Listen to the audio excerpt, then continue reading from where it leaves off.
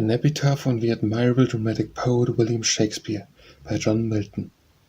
What needs my Shakespeare for his honoured bones, the labour of an age and pilled stones, or that his hallowed relics should be hid under a star-pointing pyramid? The son of memory, great heir of fame, what needs for such weak witness of thy name? Honour, wonder, and astonishment, hast built thyself a lifelong monument. Whilst with shame of slow endeavouring art, thy easy numbers flow, and with each heart, how from the leaves of thy unvalued book, those stealthy lines with deep impression took, and thou our fancy of itself bereaving, dost make us marvel with too much conceiving, as sepulchred in such pomp dost lie, that kings for such a tomb would wish to die. Another on the same, by John Milton. Here lieth one who did most truly prove that he could never die while he could move, sawing his destiny never to rot, while he might still jog on and keep his trot, made of severe metal never to decay, until his revolution was at stay. Time numbers motion, yet without a crime against our truth, motion numbered out his time. Like an engine moved with wheel and weight, his principles being cheesed, he ended straight. A rest that gives one man life gave him his death, and too much breathing put him out of breath. No word contradiction to affirm too long vacation hastened on his term. Merrily to drive the time away he sickened, fainted and died, not of ale be quickened.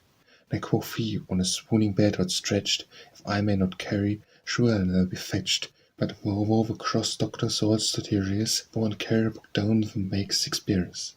Ease was his chief disease, and to judge right, it did for heaviness that his carved and light, his leisure told him that his time was come. Lack of load made his life burdensome, and even to his last breath, where he that sate, as if pressed to death, he cried more weight. But had his doings lasted as they were, he had been an immortal carrier. Obedient to the moon he spent his state in course reciprocal, and had his fate linked to the mutual flowing of the seas.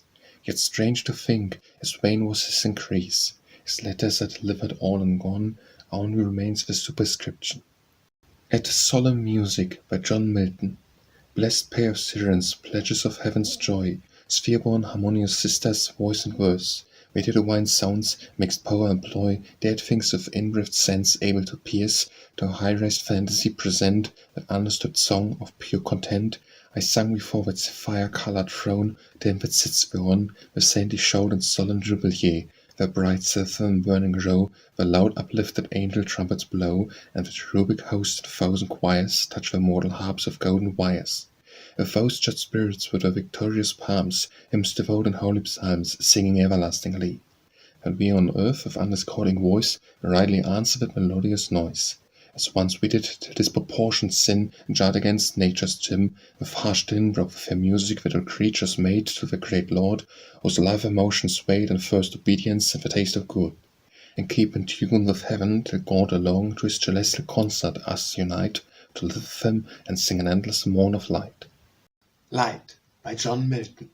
Hail, holy light, offspring of heaven's firstborn, of eternal code and beam. May I express the unblamed, since God is light, and never but an unprepared light, dwelt from eternity, dwell when in thee, bright effluence of bright essence and create. Or hearest thou raver pure eternal stream, whose fontaine who shall tell? Before the sun, before the heavens were word, and at the voice of God, as with a mantle didst invest, a rising world of waters dark and deep, one from the void and formless infinity. Thee I revisit now with bolder wing, escape the dying pool, thought long detained in an obscure sojourn, while in my flight through utter and through middle darkness born, with other notes than the orphan's lyre I sang of chaos and eternal night. Taught by the heavenly muse to window down, but darkness candled up to be scanned through hard and rare. Thee I revisit safe, and feel the sovereign white lamp. But thou revisited not these eyes, nor old and vain, to find the piercing ray, and find no dawn. So thick a drop serene half quenched my orbs, or dime's diffusion veiled. Yet not the more cease I to wonder where the muses haunt. Clear spring, or shady grove, or sunny hill, smith with the laugh of sacred song, but chief the sigh and the frothy brooks beneath, that wash the hollowed feet, and rubbing flow. Nightly I visit, and sometimes forget was ever to equal with me in fate, so were I equal with them in renown. Blind Generall and blind Meniodes and Tyrus and Phoebus prophets owned.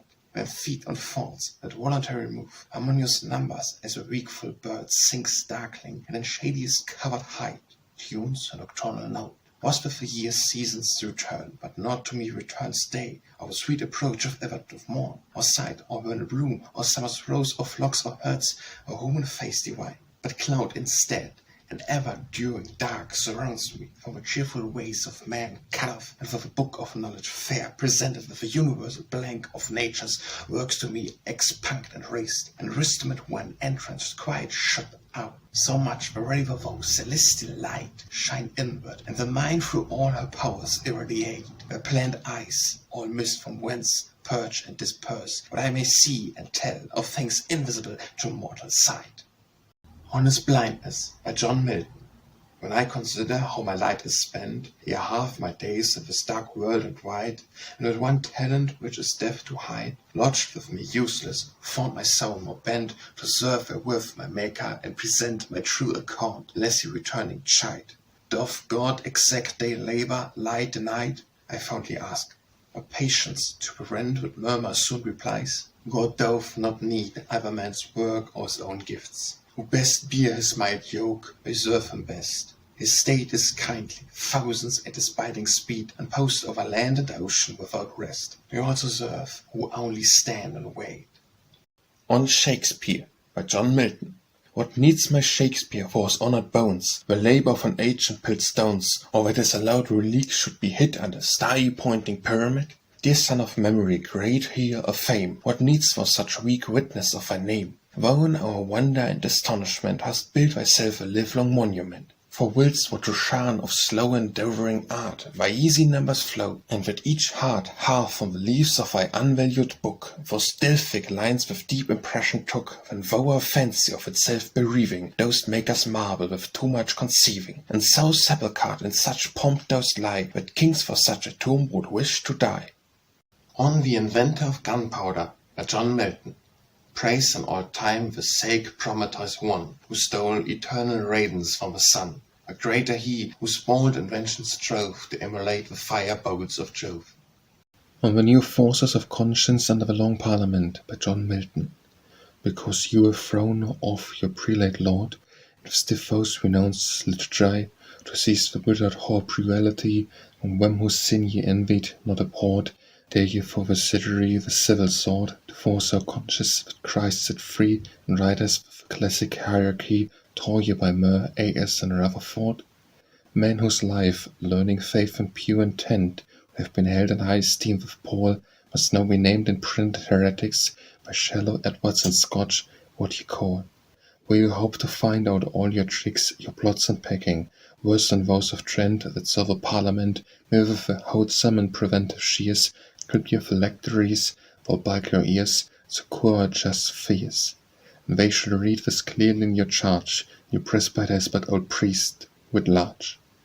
On the University Carrier by John Milton. Here lies old Hobson, deaf hath broke his gird, and here, alas, hath laid him in the dirt. Or else the ways being full 20-1, he is stuck in his law and overthrown.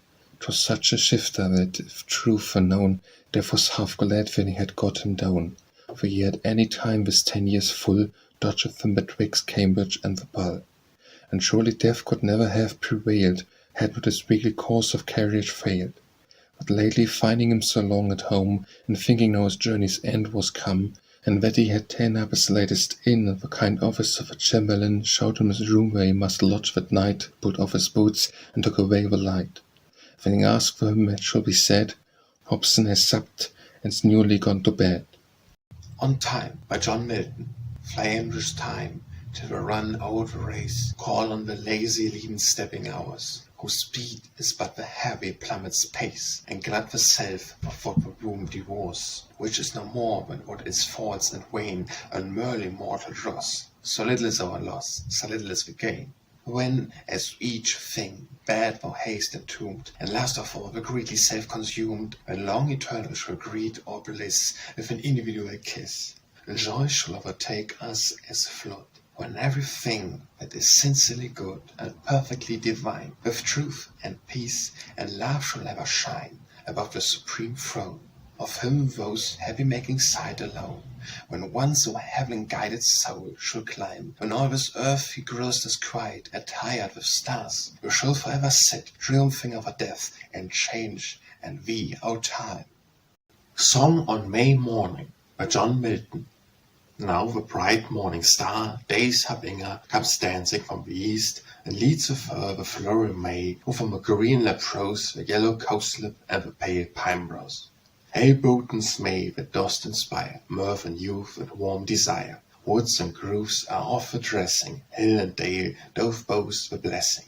Thus we salute thee with our early song, and welcome we and wish we long. Sonnet to the Nightingale by John Milton. O nightingale, that on yon blooming spray warbest at eve, when all the woods are still, woe the fresh hopes the lover's heart dost fill, while the jolly hours lead on propitious May. Thy liquid notes that close the eye of day, first heard before the shallow cuckoo's bill, portent success and love. Of Jove's will have linked that amorous power to thy soft lay, now timidly sing, a rude bird of fate, foretell my hopeless doom in some groove nigh. As thou from year to year hast sung too late for my relief, yet hadst no reason why. Whether the muse or love call thee his mate, both were my serf, and of thy train am I. The Philosopher and the King by John Milton. Know this, O King, that if thou shouldst destroy me, no man's enemy, and who have lived, obedient to the laws, thou mayst with ease strike off a wise man's head. But, for the truth hereafter, shall with vain regret deplore the city's loss of none her chief support. To a Virtuous Young Lady by John Milton. Lady that in the prime of earliest youth wisely has shunned Broadway and the green, of those few art eminently seen that labour up the hill of heavenly truth, the better part of Marian the roof chosen thou hast, and they that overween, and that the growing virtues fret their spleen, knowing I find in thee the pity and ruth. Thy cares fixed and zealousies attends, doth the odorous length of deeds of light, and hope that reaps not shame.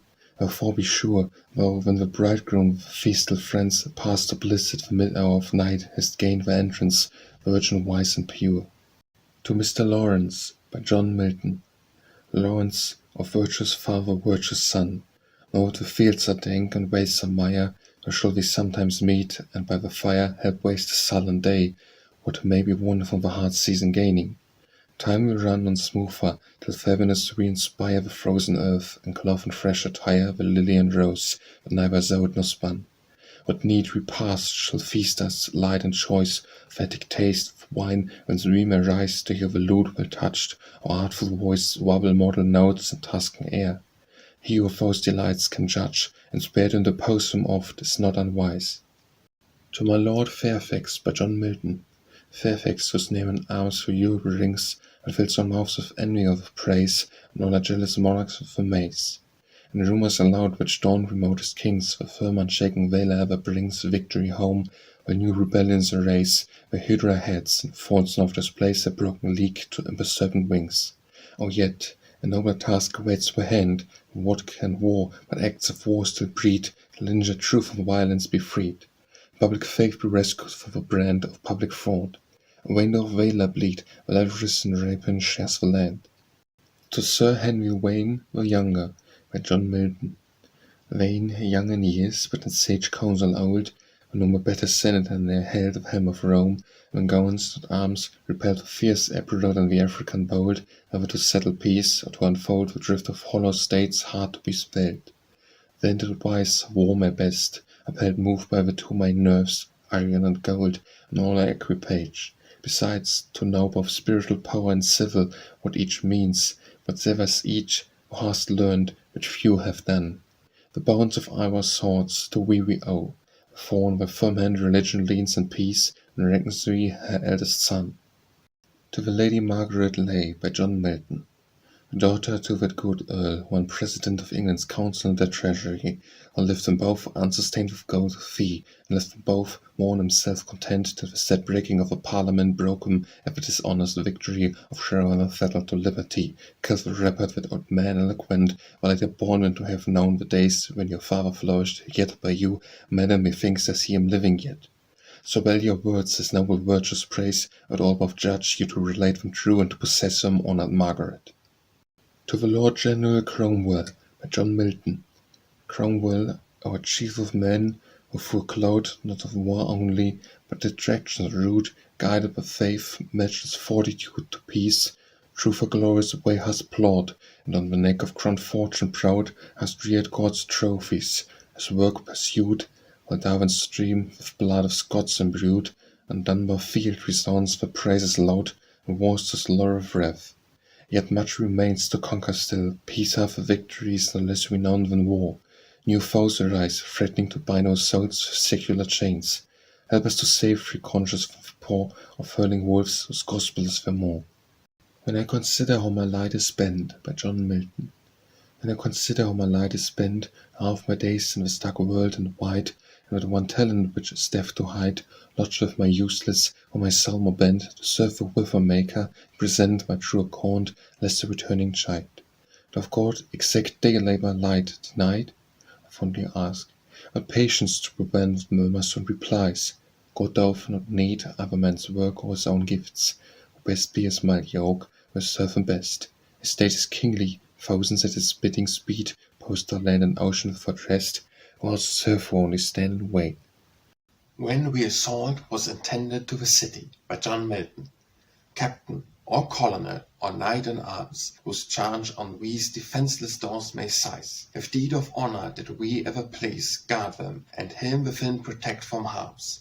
He can requite we, for he knows the charms that call fame on such gentle acts as we's. And he can spread the name o'er lands and seas, whatever clime the sun's bright circle warms. Lift not despair against the muse's bower, the great Epitaph conquer its bear. The house of Pendarus, when temple and tower went to the ground, and the repeated air of sad Electra's poet had the power to save the anthem walls from ruin bare.